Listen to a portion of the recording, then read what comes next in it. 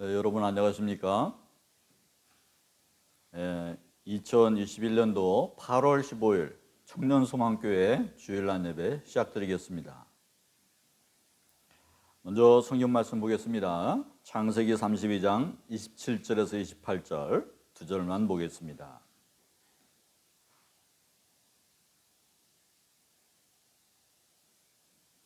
그 사람이 그에게 이르되 내 이름이 무엇이냐? 그가 이르되 야곱이니이다.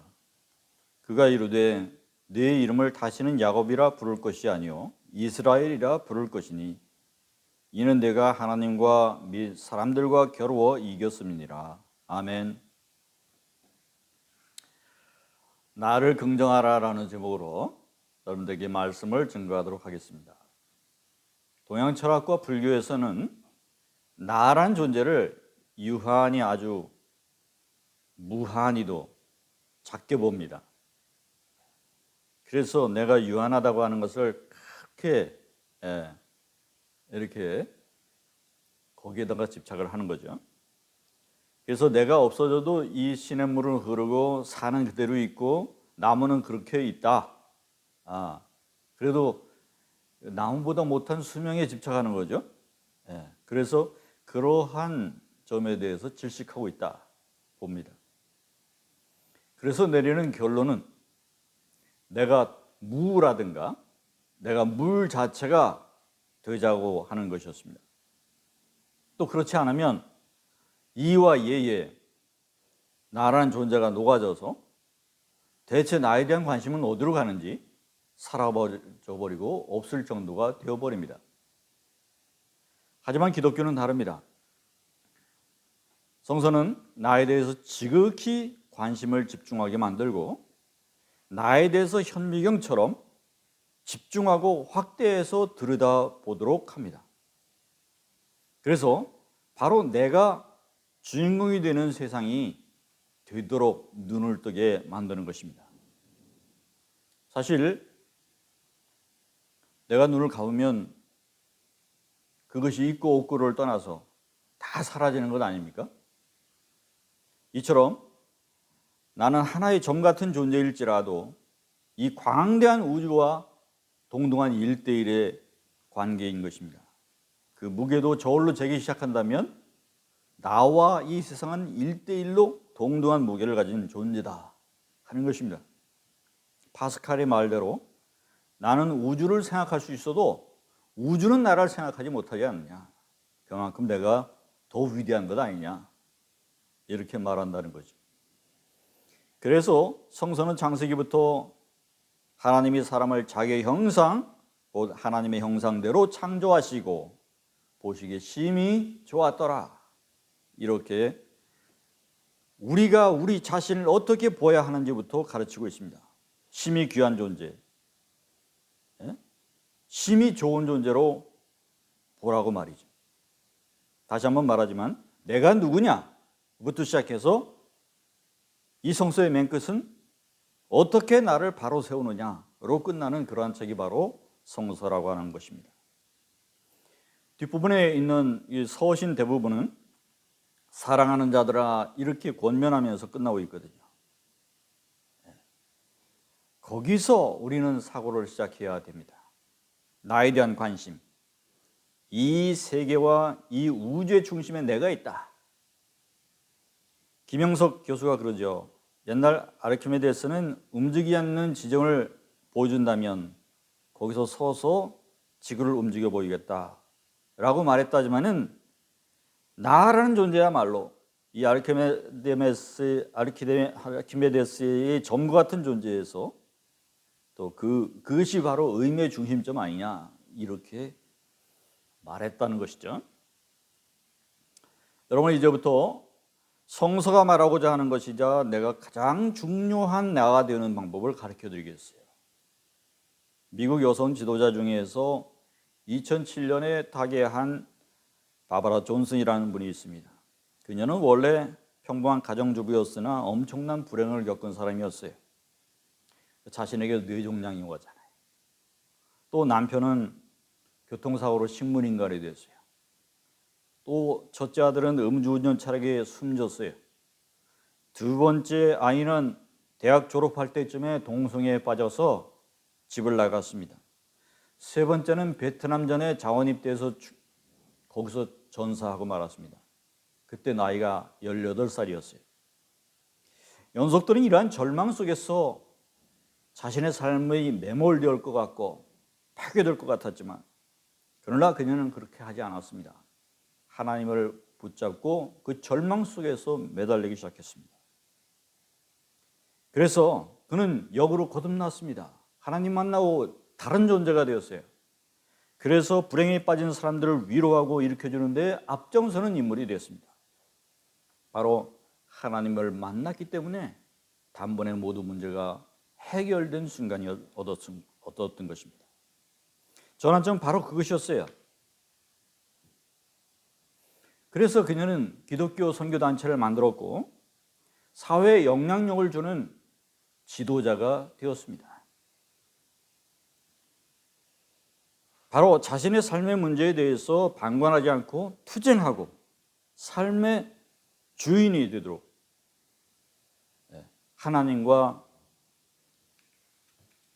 붙들었고 하나님의 뜻을 얻었기 때문입니다. 이와 비슷한 처지의 사람이 있었습니다. 바로 야곱입니다. 그는 장자에게서나 받을 수 있는 축복권을 어떻게 속여서 얻어가지고 형 에서에게서 도망치는 인생을 살게 됐습니다. 가나안에서 1600km나 떨어진 그 라반의 집에, 삼촌 집에 와서 거기서 삼촌의 교회에 놀아나서 20년이나 종살이를 하게 돼요. 못 벗어나는 거죠. 그러다가 마침내 하나님의 음성을 듣게 됩니다.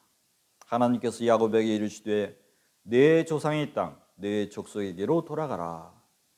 내가 너와 함께 있으리라 하신지라. 아멘. 그런데 거기에 누가 있어요? 에서가 있어요. 에서가 어떻게? 사라이를 가지고 동생을 죽일지도 모르는 거죠. 그래서 에서가 야곱이 온다는 소식을 듣고서 벌써 400명의 군사를 이끌고 앞서 나오고 있어요. 그 갈등에 첨예하게 드러난 그 장면이 바로 야복강 나루 지점이었습니다. 야곱은 거기에서 죽음의 공포를 느낀 것입니다. 야곱이 심히 두렵고 답답해요. 왜 두렵고 답답합니까? 바로 죽음의 공포 때문에.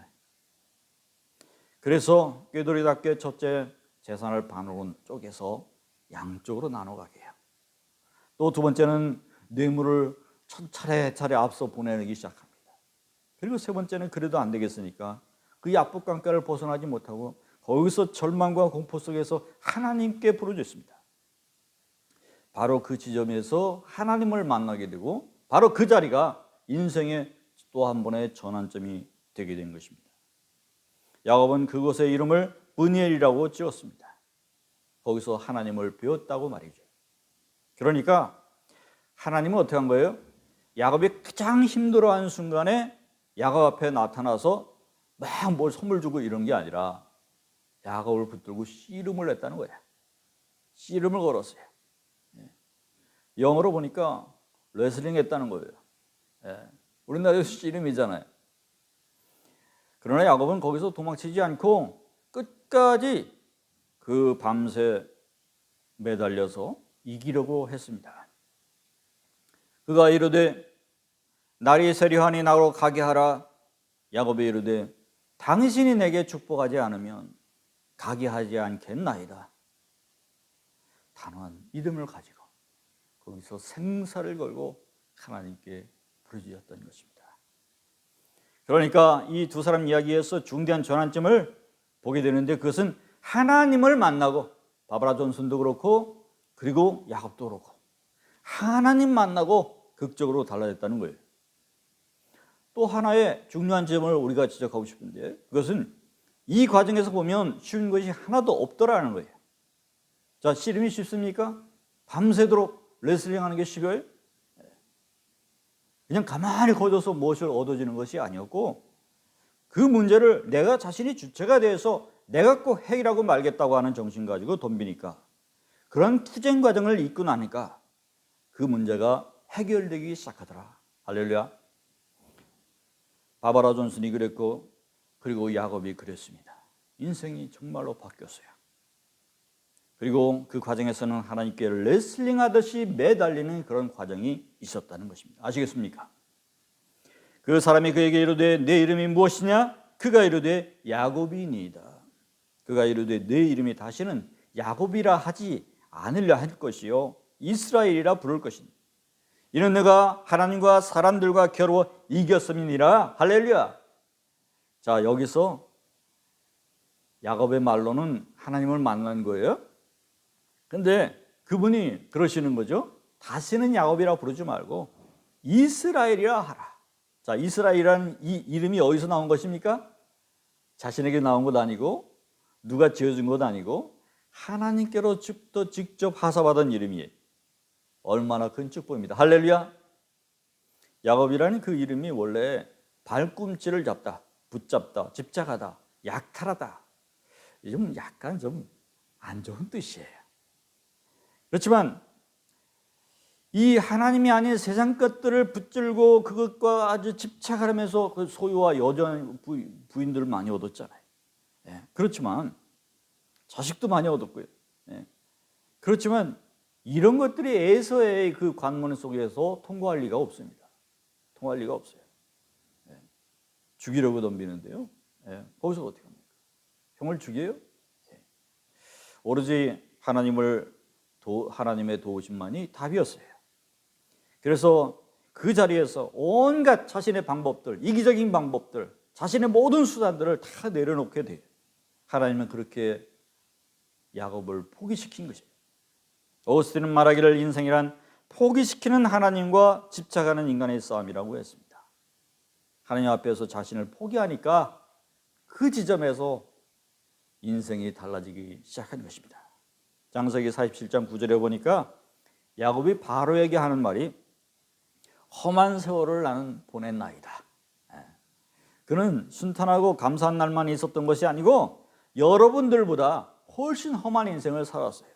자신이 그렇게 고백하잖아요. 그 후에 우리가 읽은 오늘 본문 32장에 보니까 등장하게 된 첫 번째 단어가 아마르라고 하는 거예요. 생각하다는 말이에요. 자, 이 점에서 처음으로 자신의 인생을 돌아보면서 생각하게 되는 거예요. 무엇입니까? 진지하게 돌아보고 반성할 기회를 갖게 되는 거죠.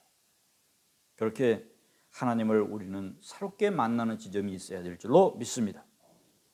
하나님은 우리 인생을 심각한 모습으로 돌아보는 그러한 때에 우리를 만나 주십니다. 그렇게 진지하게 현미경처럼 우리 자신을 들여다보기 시작하러 성서가 있는 거잖아요. 그렇게 할 때에 우리는 하나님께서 우리를 만나 주시고 우리는 인생의 전환점을 맞이할 수 있습니다. 그것에서 우리가 보아야 할 대상은 누굽니까? 바로 하나님이십니다. 우리가 할 수 있는 모든 수단이 끝나는 그곳에서 우리가 마주하게 되는 분은 누구냐? 하나님일 것입니다. 그 하나님이 최종 해결책으로 만나 주실 때에 거기에서 답이 나옵니다. 하나님과의 관계 회복이 시작됨으로 인해서 새로운 삶이 시작되게 되는 것입니다. 하나님이 주신 이름을 얻습니다. 야곱은 거기서 이스라엘이라고 한 새로운 이름을 얻었어요. 얼마나 귀한 이름입니까? 그래서 세상 누구보다도 특별한 사람이 되지 않았겠어요? 그럴 정도니까 야곱이 잠잘 때에 하늘로부터 문이 열려서 사닥다리가 내려오고 천사가 오르락 내리락 하는 그런 귀한 역사의 중요한 지점을 자신이 설 수 있게 되는 것이었습니다. 이 모든 과정의 중심에 나에 대한 성찰이 있었어요. 그리고 하나님과의 씨름이 있었어요. 자신의 문제, 자신의 삶에 대해서 주체의식을 가지시기 바랍니다. 그리고 그 문제의 해결을 위해서 투쟁의식을 가지시기 바랍니다. 바로 이러한 일이 없이는 그러한 훌륭한 사람이 전환점이 일어날 수가 없게 될 것입니다. 창세기 33장 3절 4절에 보게 되면 이상한 일이 일어나는 것이죠. 자기는 그들 앞에 나아가되 몸을 7번 땅에 굽히며 그 형 에서에게 가까이 가니 에서가 달려와서 그를 맞이하여 안고 목을 얻맞추어 그와 입 맞추고 서로 우니라. 아멘. 아멘. 자신을 죽이려고 오던 그 에서가 웬걸 만나보니까 울면서 맞이해주고 안아주고 있는 겁니다. 예, 동생이 이렇게까지 되었구나. 측은한 마음을 갖게 된 거예요. 누가 그렇게 만들었어요? 하나님이 만들어 주셨어요. 이미 하나님과의 만남에서 벌써 문제가 해결되기 시작한 것이었어요. 하나님의 작품이었던 것이죠. 그래서 하나님 만나면 문제가 해결될 줄로 믿습니다. 안 풀리던 인간관계의 문제도 해결될 줄로 믿습니다. 하나님 먼저 붙드세요. 단번에 모든 문제가 해결될 수 있습니다. 할렐루야. 이런 이야기가 있습니다. 김창수의 질문이 답이 될 때에서 하나님은 당신을 쓰실 수 없다고 느껴질 때 다음의 사람들을 기억하십시오 라고 하는 글입니다. 노아는 술에 취한 사람이었습니다. 아브라함은 늙었습니다. 이삭은 공산가였습니다. 야곱은 집요한 거짓말쟁이였습니다. 레아는 못생겼습니다. 요셉은 학대를 당했습니다. 그리고 모세는 말이 어눌했습니다. 기도는 두려워했습니다. 삼손은 바람둥이였습니다. 라합은 기생이었습니다. 예레미야와 디모데는 어렸습니다. 다윗은 간음한 살인자였습니다. 엘리야는 심한 우울증 환자였습니다. 이사야는 벌거벗은 설교자였습니다. 요나는 하나님의 피해 도망 다녔습니다. 나오미는 과부였습니다. 욥은 파산했습니다. 세례 요한은 벌레를 먹었습니다. 베드로는 예수님을 부인했습니다. 제자들은 기도하다가 잠이 들었습니다. 마르다는 모든 일에 대해서 근심했습니다. 막달라 마리아는 귀신이 들렸었습니다. 사마리아 수가성 여인은 5번이나 이혼을 했습니다. 삭개오는 키가 작았습니다. 바울은 너무 율법적이었습니다. 디모데는 몸에 문제가 있었습니다. 나사로는 죽었습니다. 더 이상 핑계거리가 없습니다. 그렇습니다. 더 이상 핑계거리가 없다고 하는 것. 왜냐하면 하나님께서 이러한 사람들 다 사용하셨기 때문입니다. 문제를 내 밖에서 해결해 줄 사람이 없어요. 내 안에서부터 해결하기 시작해야 해결됩니다. 그 실타래를 내가 스스로 풀도록 주체의식을 가지고 덤벼야 됩니다. 그리고 그 속에서 분명히 우리가 만나게 되는 것은 하나님을 만나게 됩니다. 그때 거기서 모든 것이 풀릴 수가 있습니다. 그러한 나의 스트러글링, 투쟁, 레슬링, 씨름 이런 것들이 우리에게 있어 흔적이 드러나 보여야 될 것입니다. 그땐 우주만큼 크고 위대한 존재로 거듭날 수 있게 될 것입니다. 할렐루야. 주님께 답이 있습니다. 야곱처럼 주님을 만나면 회피하지 말고 덤벼야 됩니다. 씨름할 수 있는 여러분들 되시기를 축복합니다. 먼저 여러분 자신을 긍정할 수 있기를 바랍니다. 여러분 결코 하찮지 않습니다. 영어에 우리가 신조어를 만든 그 단어가들이 있어요. 인싸와 아싸. 영어로 그 인싸는 인사이드의 준말로 무리 속에서 눈에 띄는 사람, 공동체를 주도적으로 이끌어가는 사람, 마치 주인공 같은 사람을 일컫는 말이에요. 또 아싸는 뭐냐면 아웃사이더의 준말로 무리 밖을 겉도는 사람, 공동체에서 주목을 받지 못하는 사람, 하찮은 사람을 일컬을 때 뜨는 말이에요.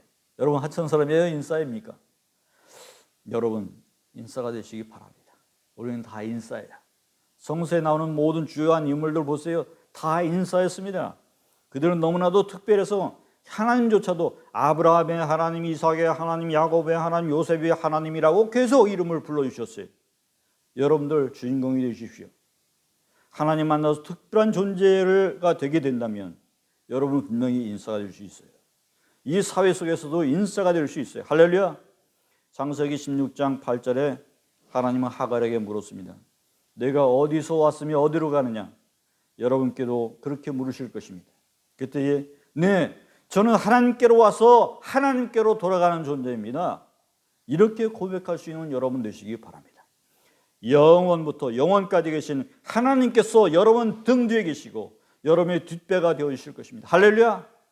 여러분 스스로부터 시작해서 스트러글링, 레슬링 해서 여러분의 중요한 인싸로 거듭나는 여러분들 다 될 수 있기를 축원합니다. 기도합시다. 하나님 아버지, 우리가 이렇게 멀리 떨어져서 이 군대라는 곳에서 이렇게 매일 힘든 과정 속에서 사람들과 부딪히면서 살고 있습니다. 그곳에서 우리가 정말로 특별한 존재로 우리가 거듭나기를 원합니다. 다른 존재들과 똑같이 오히려 모자란 것 같은 그러한 느낌 속에서 살아가는 저희들이 아니라 하나님 만나고 나는 특별한 존재다. 하나님의 사랑받는 존재다. 하나님께로부터 거듭난 존재다. 이러한 특별한 경험을 할 수 있게 하여 주시고, 주여 우리가 문제들이 있으면 주님께 문제를 붙들고 씨름해서 우리가 새로운 실타래를 얻어서 문제 해결이 이루어지는 귀중한 역사를 경험할 수 있도록 인도하여 주시옵소서. 이 모든 말씀 예수님의 이름으로 기도했습니다. 아멘. 이제는 우리 구주 예수 그리스도의 놀라우신 사랑의 은혜와 또 우리를 창조하시고 섭리하시고 주님의 거대한 뜻 가운데에서 이끄시는 하나님의 그 크신 사랑하심과 또 내주 역사하시고 동행하시는 성령님의 감화 감동시 우리의 입과 우리의 모든 행동 가운데에서 변호사처럼 우리를 지도하고 가르쳐 주시며 늘 언제나 동행하여 주셨기만을 간절히 축원하옵나이다. 아멘.